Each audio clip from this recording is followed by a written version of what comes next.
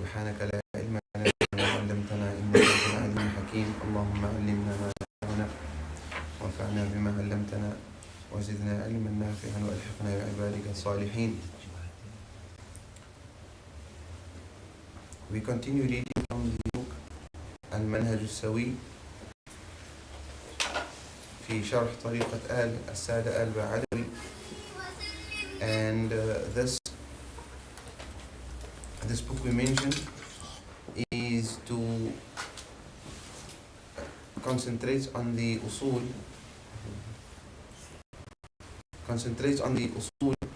of the Sada al-Ba'alawi. And what is the usul of the tariqah?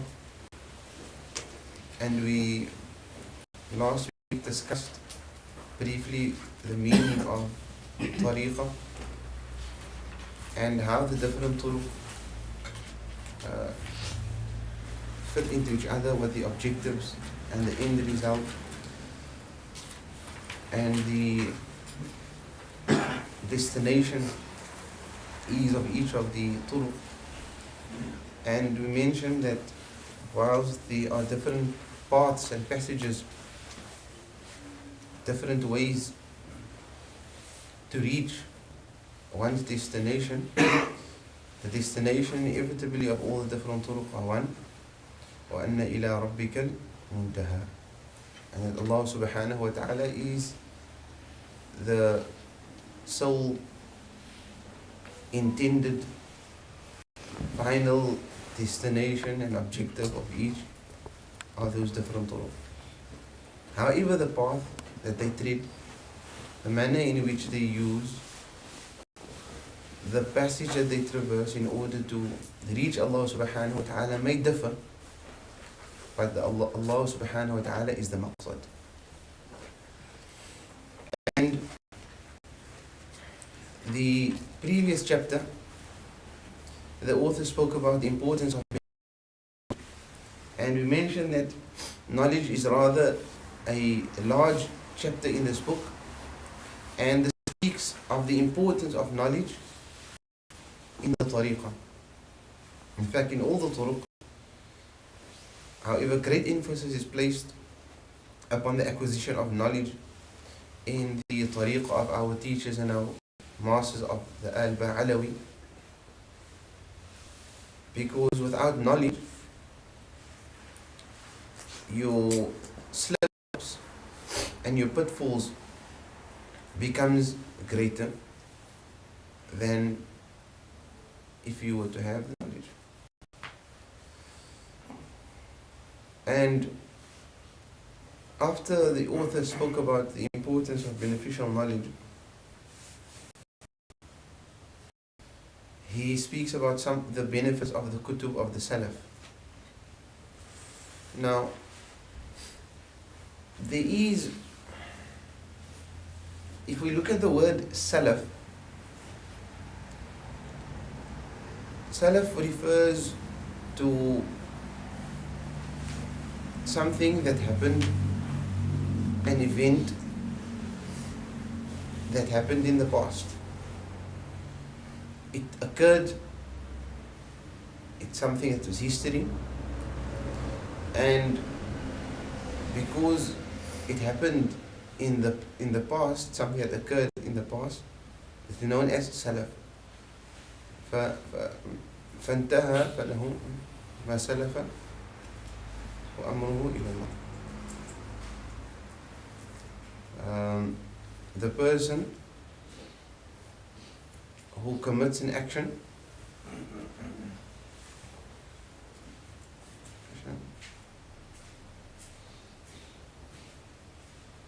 ايش الآية؟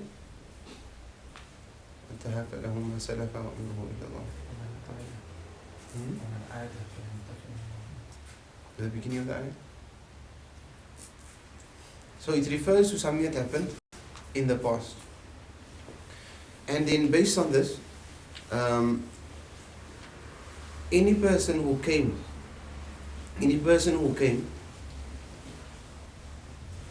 before this current time and this current age that you are living in,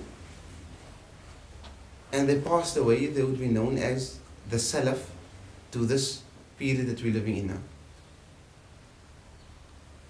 ولكن, however, the practice has been over the years, when the scholars and the Salihin speak about Salaf, they generally refer to a group of people that came within a certain era of time. Some confine it to the first 3 eras or the first 3 centuries. The first 3 centuries, based on the hadith of the Prophet Muhammad sallallahu alayhi wa sallam, خير القرون قرني ثم الذين يلونهم ثم الذين يلونهم. So the first 3 centuries would be whoever lived in that era would be known as the Salaf. The Ahl Sunnah wal Jama'ah extend the meaning of Salaf beyond that. And they generally would refer to the Salaf as all the pious predecessors. All the pious predecessors other than the contemporary and the recent ages. So it could extend 100, the 9th century, the 10th century, the 11th century, and those could be known as the Salaf. What there is agreement upon is that most definitely the first 3 centuries are known as the Salaf. The majority of them feel that is the first 3 centuries are not confined. The Salaf are not confined to the first 3 centuries. Rather extend beyond that. And therefore, the 9th century, by example, or the 8th century, Hijri century, would still be regarded as the Salaf. And the reason why there is this, you would find some of the brothers known as the Salafi or the Salafiyya. They call the Salafiyya because they believe that they follow the manhaj and the aqidah of the Salaf. The Salaf in the interpretation being the first 3 centuries. The Salaf in the interpretation being the first 3 centuries. And that because it is the best of centuries according to the hadith of Prophet ﷺ, we only follow that and nothing other than that. وهذا فيه ما فيه من الأخطاء والزلات. This obviously presents its own challenges and its own inaccuracies. When a person says that I'm only following that of the first 3 centuries and nothing that comes after that, innovation. The Sahih, the preferred view, and that is الذي عليه جمهور علماء هذه الأمة, that the majority of the scholars of this ummah is that the Salaf is not confined to the 300 years, Hijri years, but it extends beyond that, and it includes those who came after them as well, but not the mutaakhirin, not the current or the contemporary view. The contemporary and the recent ages would be known as the Khalaf, and they are the successors. The Salaf would be the predecessors, and the Khalaf would be the successors of the predecessors. So in this chapter, the author speaks about في تفضيل كتب السلف على غيرها. He speaks about the virtue of the books of the Salaf. So now, without having to now interpret the Salaf all the time, when we say the word Salaf, we understand what it's meant by it. And it's not limited to the first 300 years, but rather it extends beyond that.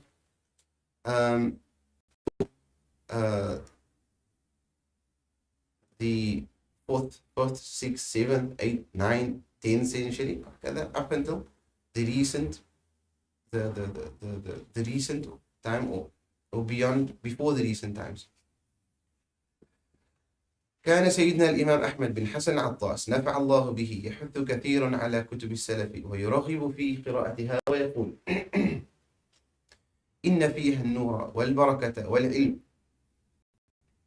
So the author says, Al-Imam Ahmad bin Hassan al-Attas, may Allah subhanahu wa ta'ala allow us to benefit. He used to encourage the reading of the Salaf. وَيُرَغِّبُ فِي قِرَاءَتِهَا. And he would encourage people to read it. And he would say, إِنَّ فِيهَا النُّورَ وَالْبَرَكَةَ وَالْعِلْمِ. That within the books of the Salaf, there's nur, there's light. And there's barakah. And there's ilm, there's knowledge. وَالشَّيْطَانُ يُحَسِّنُ لِلنَّاسِ مَا هُمْ فِيهِ مِنَ الْإِشْتِغَالِ بِالْكُتُبِ الْمُعَقَّدَةِ ليصرفهم بذلك عن الخير والبركة ويحرمهم العلم لأنه يعلم أنهم إذا أقبلوا على كتب السلف حصلوا العلم والعمل. وكان رضي الله عنه يقول: من أراد التقدم فعليه بكتب المتقدمين ومن أراد التأخر فعليه بكتب المتأخرين. الإمام أحمد bin Hassan al-Attas then says, Shaitan, he beautifies the complicated books for people.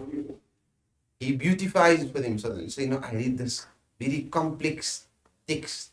I read this very intricate text. I read this very complicated work within usul, or within hadith, or within mantiq. I read this very complex text so that he can busy them with the intricacies of the sign. So he can occupy them with the intricacies of the sign and deprive them from the barakah and the khair of the knowledge. So Shaitan utilizes those intricate, detailed discussions of the ilm. So he deprives them from it, from the barakah. فيشتغلون بالأمور المعقدة. They now occupy themselves with the very complicated sciences and the terminologies and the jargons, and they become so complexities that they now are deprived from the ilm. So how Al-Imam Ahmad bin Hassan al-Attas, a great alim, waliyah Allah, wa harifun billahi subhanahu wa ta'ala, he opens up a door for us, so he sheds light on one of the tools, one of the tricks of Shaitan. One of the tricks of Shaitan. We say that in Tawheed, we say al-ilmu sifatun kashifa. Ilm is an attribute that reveals. Ilm is an attribute that reveals. What does it reveal? It reveals al-ilmu ma'rifatu shay'i ala ma huwa alayhi. Knowledge is to know something exactly the manner for what it is. Knowledge is to know something for what it really is. So the person who looks at an apple, mathalan, and he says, this is an orange, he doesn't have ilm of the apple. He doesn't have ilm. لأنه يعلم الشيء, he knows the thing, but not for what it really is. على غير ما هو عليه. So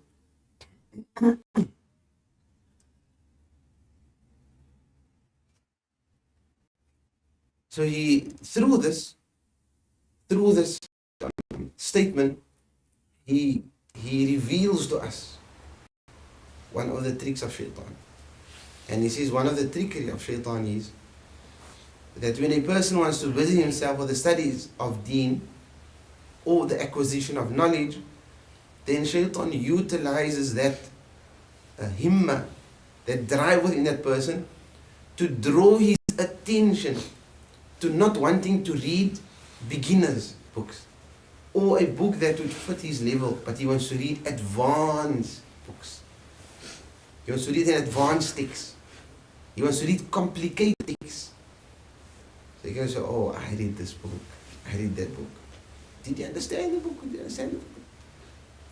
But he wants to busy him with the complexities of the science, so he can deprive him from the barakah of the ilm and the action. Because most of the actions, most of the a'mal are to be found within the beginner's texts. And the more advanced texts are more technical discussions that most people don't really need. For the general person, a beginner's text or an intermediary text suffices for the person to cover whatever he needs in his daily life. And the more the person advances and excels within the specific science, the more he studies the details, the tafsilat of the masail and the tafri'at of the masail, the derivatives and the sub-categories of the masail, to such an extent that now he is not acquiring knowledge any longer for himself.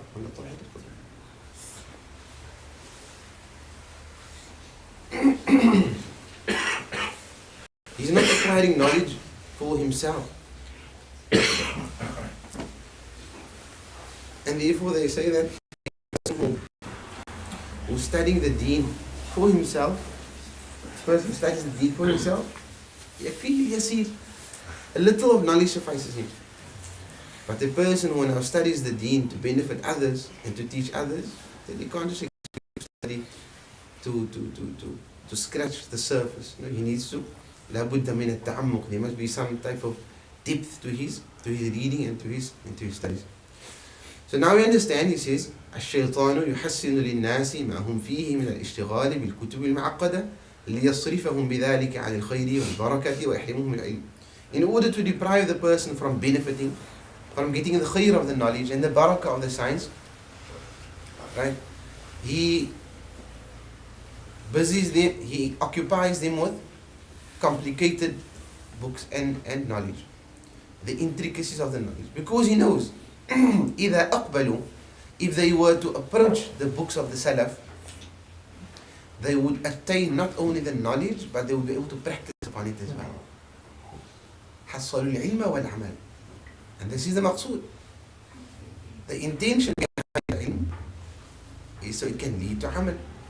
وكان رضي الله عنه يقول, he used to say, whoever desires to progress, then he should stick to the books of the mutaqaddimin, the predecessors. And whoever desires to regress, he should confine himself to the reading of the contemporaries. Who wants to progress in his life, in his knowledge, he should what? You should read the books of the mutaqaddimin, the predecessors. And whoever wants to regress, wants to stagnate, he should read فَعَلَيْهِ بِكُتُبِ الْمُتَأَخِّرِينَ, the books of the contemporaries. فقال رضي الله عنه جردوا القراءة في كتب السلف لأنهم جمعوا بين العلم والعمل والإخلاص والصدق. He says, preoccupy yourself or dedicate your reading to be solely from the books of the Salaf. This is Imam Ahmad bin Hassan Attas, because they have managed to gather within their works both ilm, knowledge, amal, practice, sincerity and truthfulness. Those qualities are all to be found within them. So when they authored their books, they had the knowledge, they were scholars that practiced their knowledge, they were sincere, and they had sidq in their actions. فَيَسْرِي نُورُ ذَلِكَ الْعِلْمِ إِلَى الْقَارِئِ. So the light of that knowledge now transfers to the one who reads the book.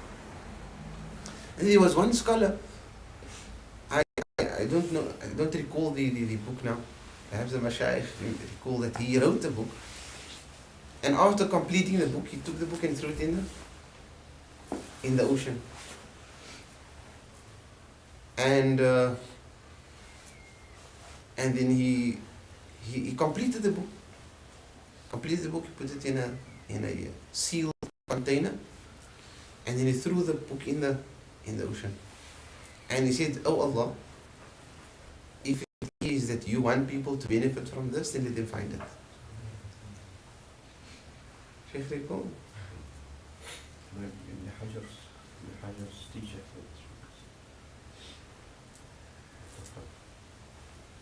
Ibn Hajar. No. His teacher through the top after No. So he had a personal bond. He said, no, that's what he said. That's one of his No. teachers. Shaykh Yusuf mentions another incident of the teacher of Ibn Hajar, Al-Haytami, the faqih, when he completed the tuhfa, so he gave the tuhfa to his teacher to read and to comment on. And then when he gave it to his teacher, the teacher looked at it like that and he threw it out of the window. And then the pages all scattered and it was flying all over the shop. And then Imam Ibn Hajar interpreted this, that as how the page was flying around, so his book is going to be flooding the four corners of this world. But there's another qissa, I don't recall exactly what book it was, but he wrote, after completing the book, he says, he threw it in the ocean. He said, Ya Allah, if I was sincere in my action, then allow people to benefit from it. And if I was insincere, then allow no one to benefit from my book. And then eventually someone found the book and they opened it and they said, oh, kalam mufid, this is very beneficial. And they started printing and they started making copies of it, and it spread today that it is read in every single country in the world. That book is studied, is taught. I don't recall the book. And therefore people used to be very cautious about the sincerity in the actions. So much so that a man came once to Imam al-Haddad and he said, Imam al-Haddad, I want to build a masjid. Ijaza, Imam. Imam al-Haddad said, now if you look, for example, a person today, if someone tells him, no, you can't build a masjid, and then it comes to maybe to the ears of some of those who are very critical, they say, how can you, what kind of shaykh is this? What kind of student is this? He must ask his teacher permission to build a masjid. Like you find, they say, they must go to the shaykh to ask them if they can go for hajj. And they must go to the shaykh to ask if they can seek knowledge. Hajj is wajib. Seeking knowledge is wajib. Why must you go to your shaykh to go ask if you can go for hajj or you can go? Masakeen, they don't understand the importance or the station of the Salihin at Allah subhanahu wa ta'ala, so much so that when they because of the constant connection and the relationship with Allah subhanahu wa ta'ala, when they give advice, it is always for the betterment of the person. Allahumma ma alimtahu umur al-ashya khayran li. In our istikhara, we say, oh Allah, whatever you know is in your pre-eternal knowledge is best for me, then preordain it for me and let my heart incline towards it. Why would, if there's any khayr that you find of khayr, just do it. Why must you ask, oh Allah, to allow me, preordain it for me, or open my eyes to what is, because you get khayr and you get sometimes something which is better than that. So and many times something that is beneficial for some person may not be beneficial for another. Something that is beneficial for someone may be detrimental to another. So some of the a person, for example, comes to Sayyidina Umar ibn Khattab and says, Ya Amir al-Mu'mineen, wallini ala al-jaysh. Give me, allow me to be the leader on the, and he was a strong companion. He was a very brave, strong companion. So Amir al-Mu'mineen said, Sayyidina Umar said, no. So he said, what?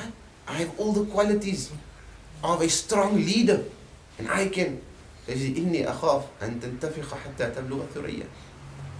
He says, I'm scared that if I were to give you this position, it might lead you to such a state that you're going to, your arrogance will hit the sky. It will be detrimental, destructive to you.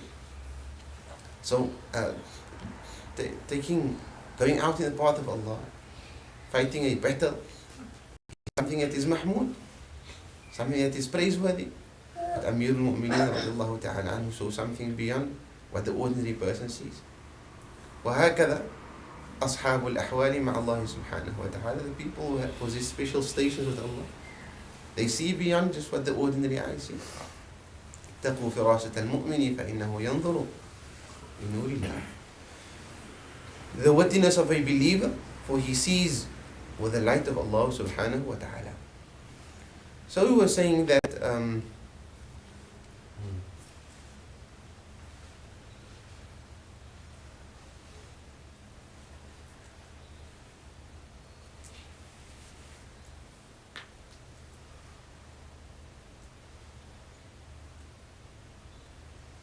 what are we saying? We're speaking about so the person he says, oh Allah, if it is that you desire for me khair, if I was that I authored this book and I was sincere, then allow it to spread. And if I was insincere, then so a person comes to Imam al-Haddad and says, yeah Imam, I want to build a masjid. So Imam al-Haddad says, what do you advise me?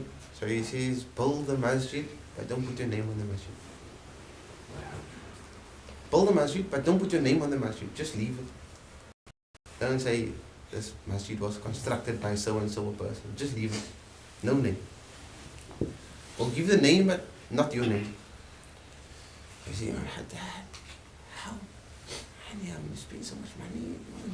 These ones put my placard there and say that, you know, this masjid was constructed by so and so person.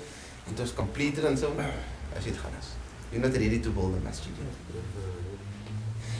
You're not ready to build a masjid. You have to build a masjid. That's khair, and there's lots. How many musallis are going to be there? مسجد أسس على التقوى من أول يوم أحق أن تقوم فيه. That's a masjid. But Allah Ta'ala in the very same Quran that we read until the Qiyamah and beyond, Allah Ta'ala instructed the Messenger Sallallahu Alaihi Wasallam to destroy a masjid in his time, known as Masjid al-Dirar, because it was constructed and it was built for the incorrect reasons. So you have masajid and you have masajid. And if you have ilm and you have ilm. You have books and you have books. Some books are authored and it contains min al-nur الشيء الكثير, a large portion of light, and others. And therefore Al-Imam Ahmad Hassan Attas, he says, if you want to acquire knowledge and to be certain that you get the knowledge and the light with it, فَعَلَيْكَ بِكُتُبِ السَّلَفِ, then stick to the books of the Salaf. And he says, and the reason why people don't like to read the books of the Salaf, في الفقه وغيره, in the science of fiqh and others, is because التحكم في الدين واتباع الهوى, because they want the deen to be they want to judge the deen according to their desires, and they want to follow. They don't want to be read that, oh, this is my ailments, or this is my problems, or this is my diseases, the years where I went wrong. No, they don't want that, because they don't want to rebuke themselves. They don't want to reproach themselves, but they want to acquire knowledge. So they don't read the books of the Salaf, and they only read the books of the Mutaakhirin. For the books of the Salaf is filled with daqa'iq, subtleties, that points out to the person where his weaknesses are, where he's gone wrong, where he needs to change, where he needs to.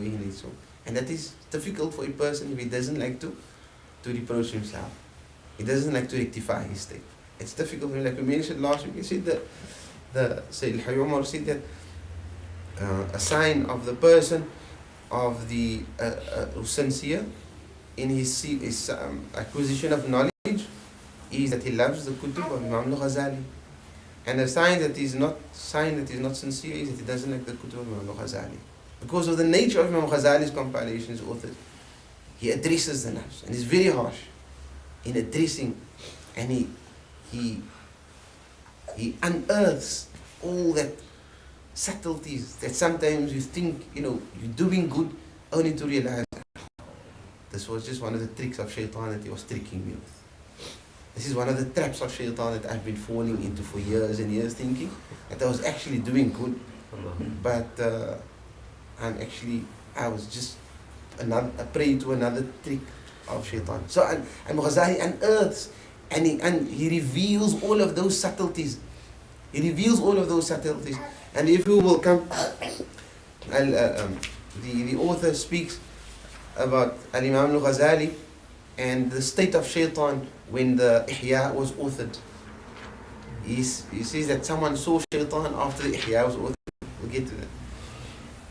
فقال رضي الله عنه ومن المصيبة العامة أن أكثر المتأخرين يعتقدون أنهم أعرف من المتقدمين وأحوط منهم مع أنهم ما عملوا إلا أن جمعوا كلام المتقدمين وضموا بعضه إلى بعض وحذفوا الأدلة والعلل واقتصروا عليه وقالوا هذا حاصل العلم. He says one of the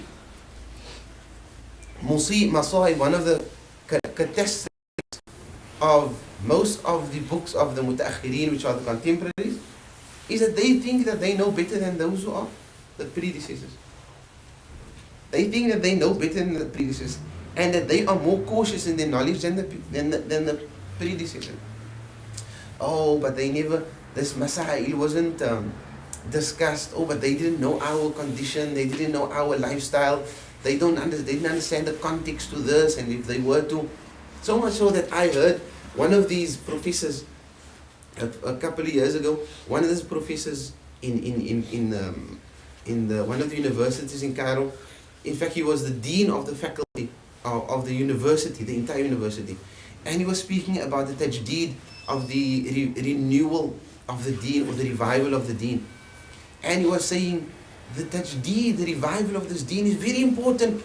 We have to revive this deen, and we mustn't be stagnant, and we mustn't be dogmatic about our religion, and we have to accept, changes and revive the deen. And then he says that, and I guarantee you, if Imam Ahmad ibn Hanbal was to be alive today, he would change his entire madhab. Like a dean of a faculty. He would change his entire madhab.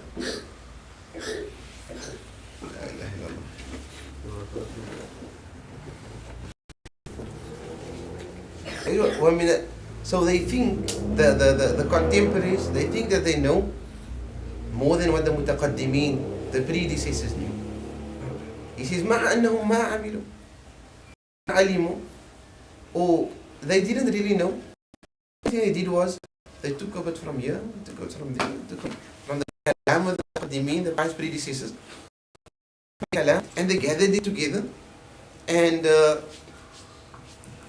they gathered it together, they put it together, and they compiled their books. And they said, هذا حاصل العلم. This is the end of the knowledge. This is the cream of the knowledge. So they took this and took. So they didn't come up with anything new. All took was, and that is all the contemporary books. Every single contemporary book that you read, they don't come up with new knowledge. All they've done is they've taken the masail of the classical scholars and the classical works, and they've maybe added some tafri'at, they added some subcategories, or they derived certain rules, but the basis was still the kutub al-mutaqaddimin, the books of the pious predecessors. They've made it, clarified it a little bit more, so it is readable and it is easier to be understood by us.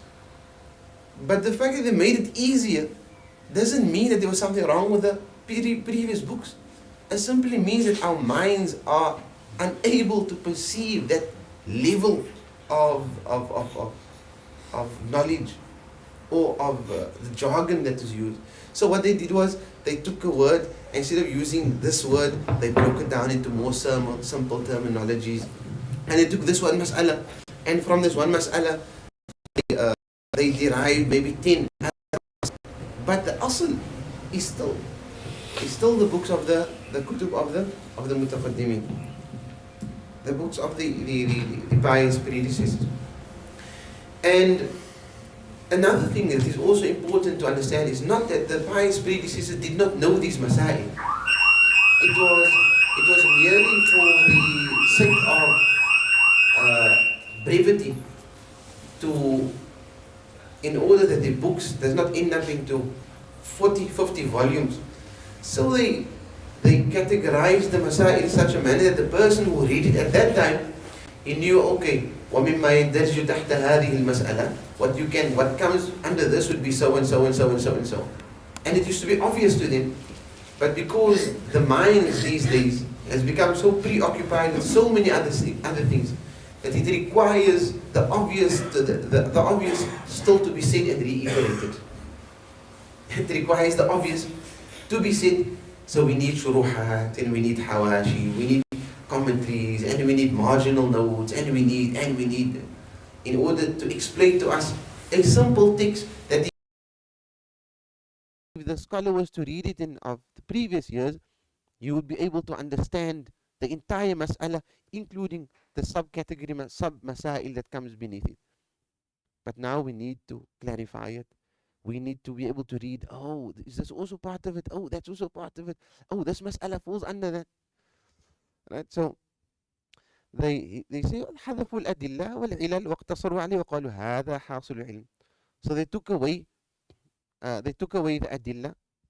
They took away some of the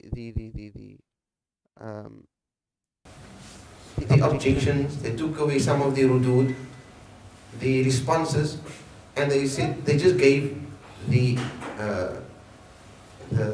views of the different scholars, and they said this is the hasil ilm, this is the cream of the knowledge. This is هذا ما انتهى إليه علم العلماء. This is what the end result of knowledge was. All you did was you copied, took a bit from here and from there, anything new. And every single mutaakhir asked him to put something in without using the books of the Salaf. They won't. Any of the content, tell them to author a book. In the absence of the book of the Salaf, don't use any of them as maraja. So how can you imagine the ilm of the ulama where they took the Quran, they took the Sunnah, they applied the ahkam, they applied the rules, they applied the usul, foundations and the principles, and they started documenting the ahkam from scratch. Bab al-tahara, Bab al-salah, and under that they wrote without any previous text to copy from. Say, no, Imam al-Nawawi said so, or Imam this one says so. They took it from scratch and they authored, subhanAllah. So that is what Imam Ahmad bin Hassan al-Attas is saying. وقال نفع الله به إن فقهاء الوقت وطلبة العلم ما ينوون أخذ العلم من ثلاثة أشياء. He says, the scholars of today and the student of deen, they have no intention to attain knowledge through three, or they do not use these three sources to attain knowledge.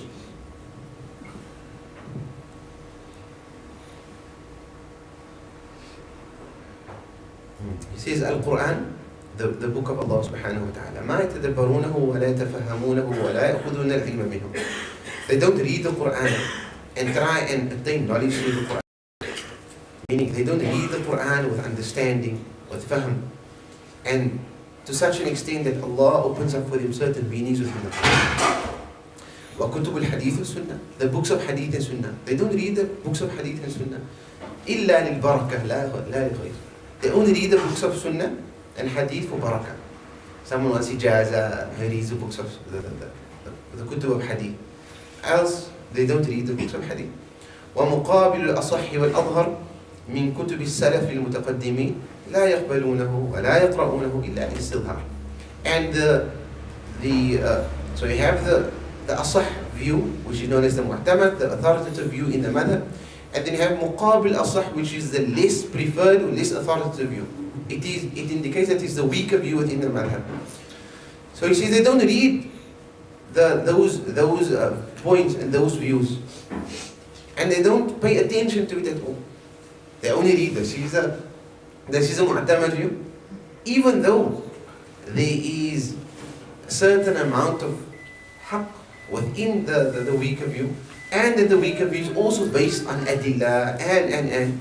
But the reason why the scholars or the students just study today the mu'tamad of the views is because we don't even find the time any longer to get to read the weaker views within the madhab, or the less authoritative views within the madhab. We barely get to cover the mu'tamad within the madhab, let alone muqabil al-asah wal-adhar. The muqabil al-asah wa muqabil al-adhar, the weaker or the less authoritative view. وهل تدري لما لم يدركوا فهم معاني القرآن? He says, why, do you know why they don't understand the meanings of the Quran? He says, لكونهم لا يحبون كتب السلف القديمة. The reason is because they don't like the books of the Salaf. لأنها تحتوي على الدليل والتعليل والتنظير. ولهذا إذا نظرت إلى العالم الكبير الطبقة وجدت باطنه مظلما لخلوه عن القرآن وعن علم السنة النبوية. He says the reason why the students don't like the books of the Salaf is because it has lots of dalil, lots of evidence, and it's commentaries on the evidence, and then it is responses to an opposite view. If you take a book, for example, like Al-Imam Al-Haramain's book, in Nihayat al-Matlab, or a book like Al-Majmu'. So they bring the view of the Shafi'i. Al-Imam now presents the view of the Shafi'i madhab. Then he gives the opinions and what it's based on, and why the Imam Shafi'i chose this. And then he would give the views of the other madahib, and the adillah, and he would respond to the adillah. And then why Imam Shafi'i didn't take this view, or why the madhab is not upon had not chosen this hadith, for example, of that Imam Abu Hanifa chose, or Imam Ahmad ibn Hanbal, Imam Malik chose. So all of that, you find yourself reading 30-40 pages, just one mas'ala. Just one mas'ala. You read 30-40 pages when you could have. Firstly, you don't get time to read 30-40 pages. Secondly, when you do get to read 30-40 pages and you have the appetite to read now, then you want to read at least 2-3 babs, not one mas'ala. Right? So there's no people, the student of deen is no iqbal any longer to read it, because to take so much time and just to read one mas'ala. So he said, وَلِذَلِكَ, and he said because of they don't love to read the books of the Salaf, they don't understand the meaning of the Quran.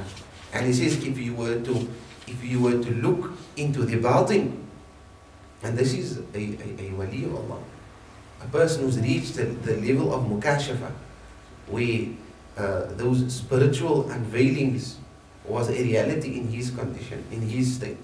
So a person that was able to, and a person who reads this book, for example, like Tadhkir al-Nas, you could see the level of his mukashafa, the level of his spiritual unveilings, and how he used to speak to certain people, and he would address exactly the ailment, and then they would say, "Ma ara illa anna Shaykh qad kashafani." I see that him saying this is nothing other than kashf. And there's many incidents of this, but he's a person that Allah had granted kashf. So when he says, when I look at the batin, the inner of the ulama of this age, and I see it dark, he doesn't speak about something, he's just sucking up his thumb. He's speaking about the reality that he's seeing. He says, أَجِي وَجَدْتُ بَاطِنَهُ مُظْلِمًا. He's dark, he's inside, his heart is dark. Why? لِخُلُوِّهِ عَنِ الْقُرْآنِ وَعَنْ عِلْمِ السُنَّةِ النَّبَوِيَّةِ. Because I don't find within him, there's no Quran and Sunnah within this person's heart. There's no inclination to reading the Quran, with understanding it, with meaning, and reading the Sunnah of our beloved Prophet Muhammad sallallahu alayhi wa sallam.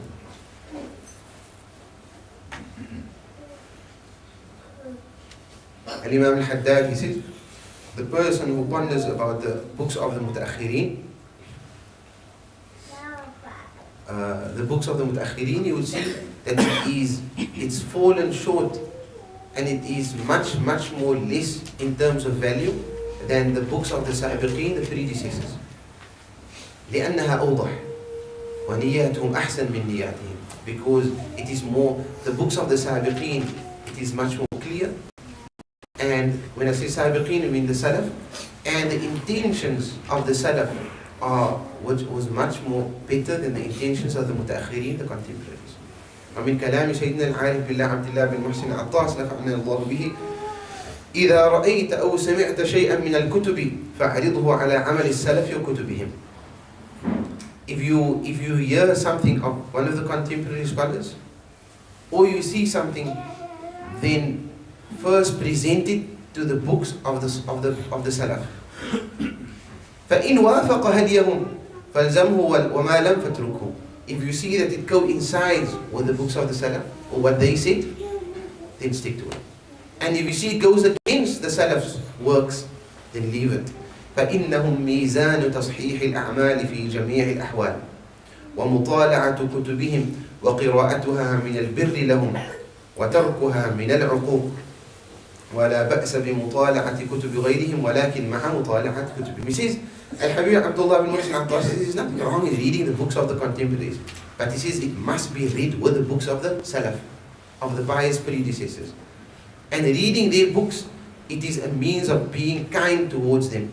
And not reading their books, it is a sign of disobedience towards the Salaf. Their books and their works, it's like the yardstick, it is like the mizan. It is that yardstick against which you can gauge every other action and every other work and every other knowledge. So you use the books of the Salaf, the pious predecessors, use the books of the Mutaqaddimin, those who came before us, to gauge the authenticity and the accurateness and the soundness of all the contemporary works. That is your yardstick against which you gauge against.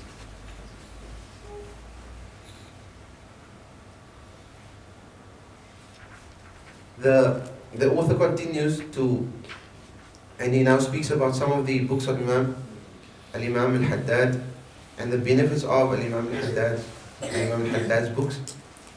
And he mentions the statement by Al-Habib Abdullah bin Muhsin al-Abbas, where he speaks about the books of Imam al-Haddad, and he says, كتب الحبيب عبد الله الحداد رضي الله عنه كافية لمن تمسك بها. The books of Imam al-Haddad is sufficient or suffices for the person who holds on to it. فهي تظهر للمتمسك حقائقها. For the person who holds on to the books of Imam al-Haddad, the realities of science will become apparent to him. والحبيب عبد الله لا يفارق كتبه. And the ruh of Imam al-Haddad doesn't leave his books. لأن كلا عند كلامه. Every person, he's where his works are, or where his kalam is. So he says, the ruh of Imam al-Haddad, when his books are read, he's always present. لأن, this is Al-Habib Abdullah bin Muhsin al-Abbas, he says, والحبيب عبد الله لا يفارق كتبه لأن كلا عند كلامه. Because you would find that the scholars, they incline towards the people who are reading their books. That's why they say that the mawalid, for example, of certain people, when the mawalid are read, then they are present, because you are reading their books. So he says, similarly, when you read the books of the people, then you would find an interest in the person whose book you are reading. والحبيب عبد الله, and Imam Abdullah bin Alawi al-Haddad لا يفارق كتبه. As it comes in some narration that his ruh is always present when his books are read.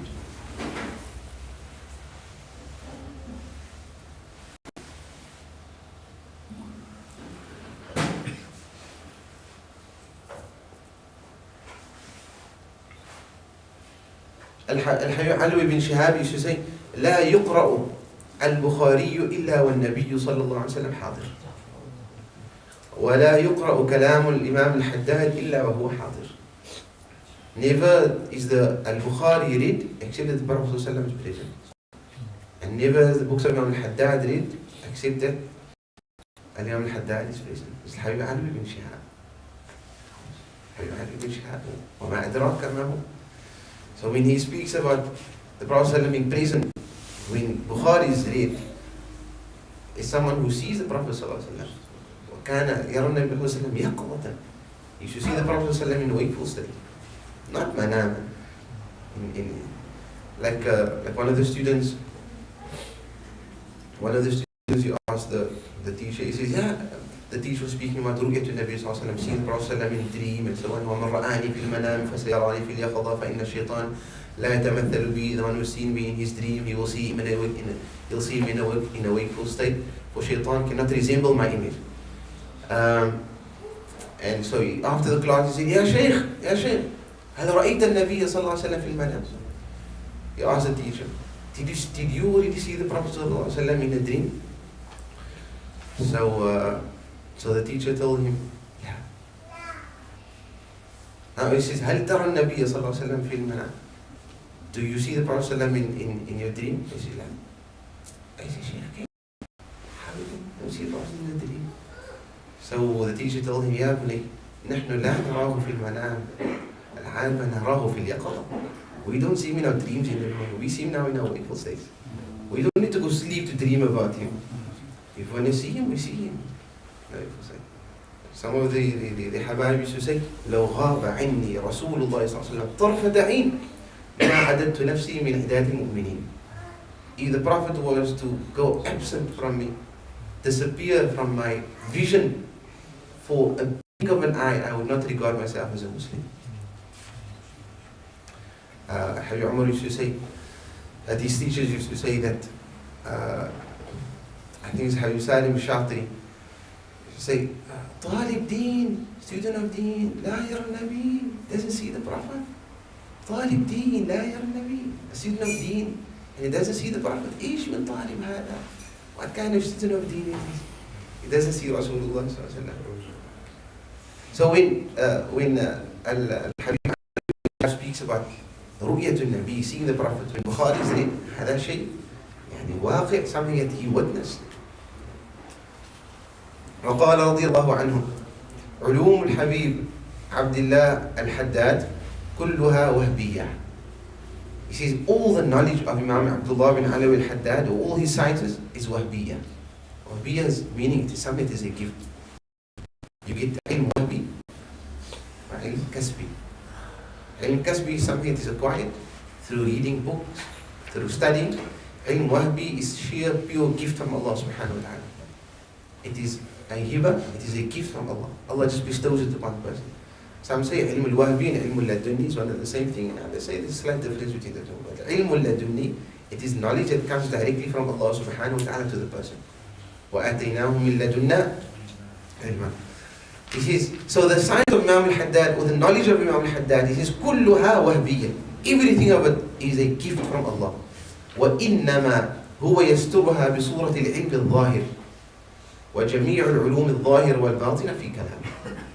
He says, what Imam al-Haddad does is, he covers his knowledge with al-ilm al-zahir, with apparent knowledge. But other than that, the science, every single book of Imam al-Haddad, all his ilm that he had left behind, it contains ilm al-zahir wal-batin. It has knowledge of the zahir, the outer, and the knowledge of the batin. So the person who reads, for example, the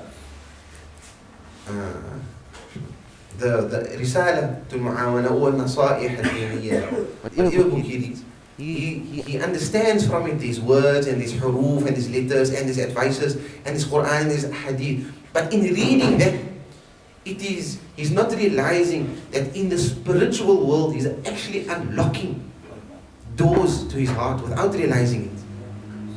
It's like he's reading, like a person, you find maybe like a sentence. You find a sentence. مثلا now, he boarded the ship. Or let's say the ship contains a control room, and the control room is in the basin. I just think of everything now.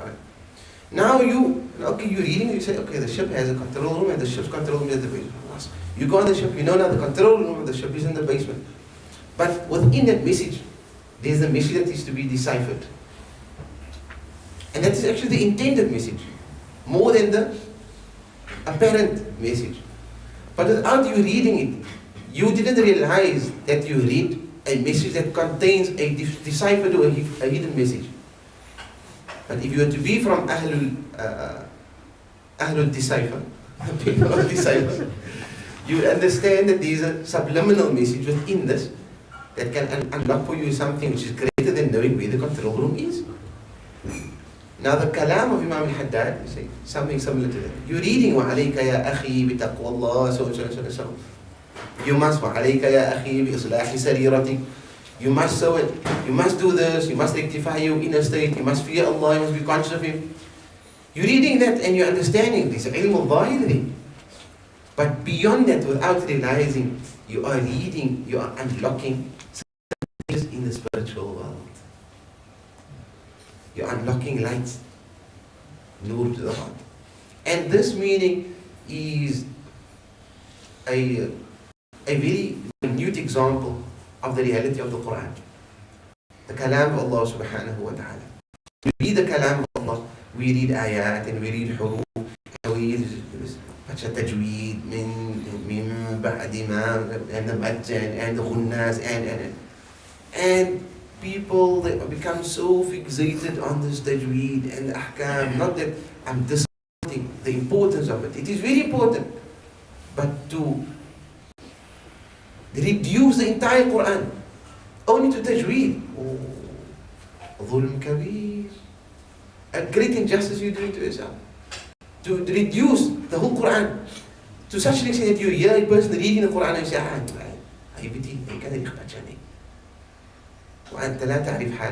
you don't know the person's status of Allah. You don't know what Allah had unveiled for that person, of the meanings of the Quran, of the meaning of one letter of the Quran that you haven't even attained. Perhaps in that person's reading, or that you might be outwardly reading, we may be more eloquent than him. But وَلَكِنْ مِنَ السِّرِّ الْمَصُورِ, but you are void. But that person is void of any asrar, any secrets. When this arif, the wali of Allah subhanahu wa ta'ala, he reads the Quran, and when he reads Bismillah, just that ba, فَيَصِيرُ مُسْتَغْرِقًا فِي كَلَامِ اللَّهِ, he becomes completely, and he becomes drowned and immersed, absorbed completely in the words of Allah. Just by saying Bismillah, the ba of Bismillah, khalas, he goes into a different world. He's in a different world. He doesn't know what's happening around him. Yeah, I read a khatam from cover to cover, and my heart is still by what I'm going to eat tonight. Or when is buka time going to? What time is buka? So he says, the books of Imam al-Haddad, كلها وهبية, all the signs within it, it is divine knowledge. But what he's done is he's covered in the cloak of words and letters and sentences, in order so the person can get the apparent meaning. So though anyone who reads it can benefit, but he says beyond that there is a ilm for the person who desires to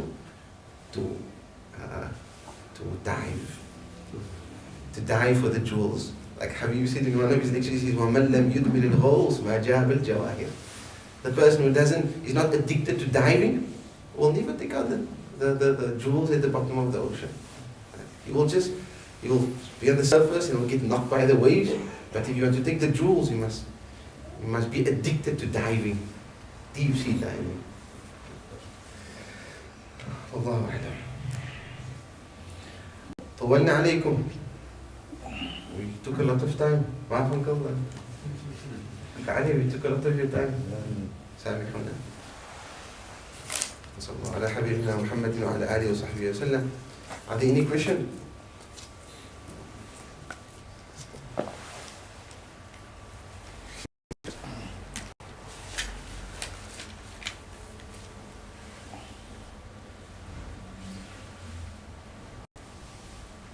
أحبابنا مشايخنا.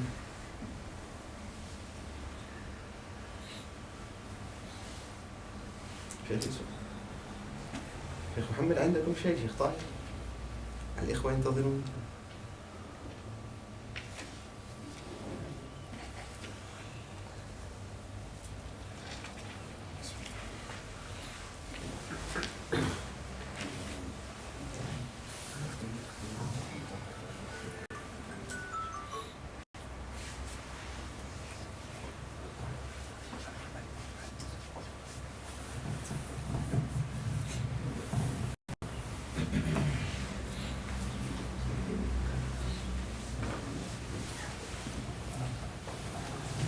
الفاتحة مشايخ.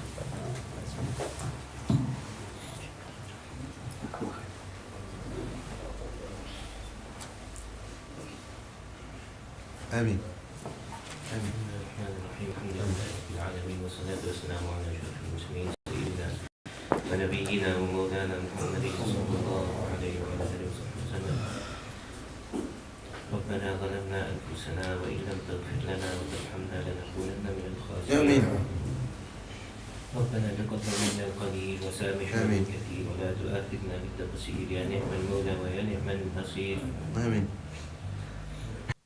اللهم إنا نسألك إيمانا لا يرتد، ونعيما لا ينفد، وقرة عين لا تنقطع، ومرافقة نبيك محمد صلى الله عليه وسلم في أعلى جنان الخلد. اللهم أجرنا من النار، اللهم أجرنا من النار، اللهم أجرنا من النار، وأدخلنا الجنة مع الأبرار يا عزيز يا غفار يا رب العالمين. دعواهم فيها سبحانك اللهم، وتحياتهم فيها سلام، وآخر دعوانا الحمد لله رب العالمين.